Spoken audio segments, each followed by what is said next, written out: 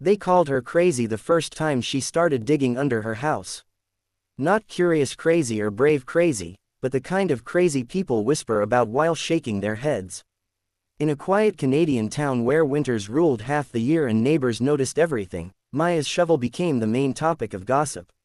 Every evening, as the sun dipped early and the cold crept in, people slowed their cars just to stare.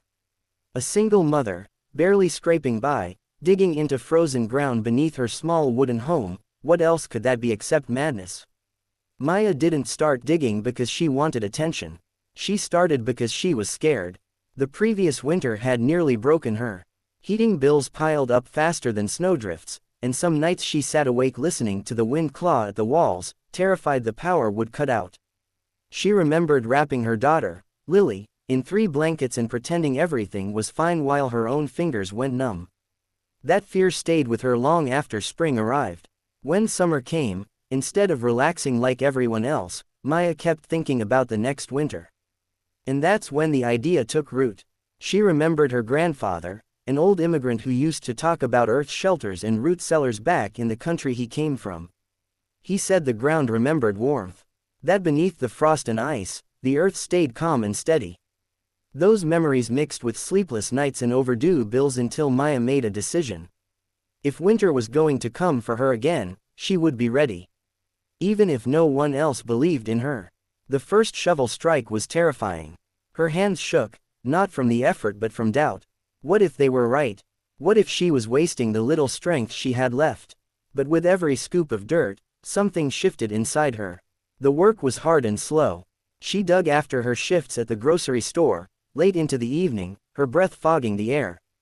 Lily would sit nearby, drawing pictures on scraps of cardboard, asking innocent questions about tunnels and secret rooms.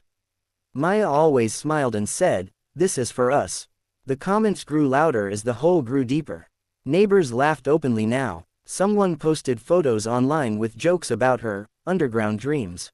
A man from down the street warned her she'd collapse the house. Another told her the city would find her. Each word hit like ice, but Maya kept digging. Not because she was fearless, but because she was tired of being powerless. By early fall, her hands were blistered and her back ached constantly. There were nights she cried alone in the dark, wondering if she'd pushed herself too far. Money ran out more than once, and she had to pause the work just to buy groceries. But then she'd feel the cool, steady air rising from the space she'd carved out beneath her home, and hope would quietly return. Winter arrived suddenly, as it always does in Canada. One week there were yellow leaves, the next there was snow that didn't melt. The temperature dropped fast, and the familiar panic returned to the town. Pipes froze, furnaces failed, and heating bills exploded. One night, a brutal storm knocked out power across the neighborhood. Darkness swallowed the street, and the cold followed close behind. That night, Maya led Lily down into the space beneath their house. It wasn't fancy, just reinforced walls, packed earth, and careful planning. But as the hours passed, something incredible happened. While the wind screamed above them and ice formed on windows upstairs, the underground room stayed warm. Not hot, not luxurious, just safe. Lily fell asleep smiling, her cheeks warm, her breathing calm. For the first time in years, Maya slept without fear. Morning changed everything. As neighbors stepped outside to frozen homes and broken pipes, they noticed smoke rising gently from Maya's chimney.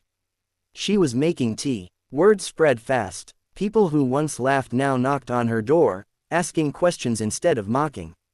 City officials came, not to fine her, but to study what she'd done. Engineers nodded. Experts took notes. The same people who called her crazy now called her prepared. Maya never said, "I told you so." She didn't need to. The lesson was written in the warmth of her home and the peace on her daughter's face. She had listened to fear, but she hadn't let it control her. She trusted an idea when trusting herself felt impossible. By the end of that winter, the town saw her differently. Not as the woman who dug under her house, but as the woman who refused to freeze, physically or emotionally.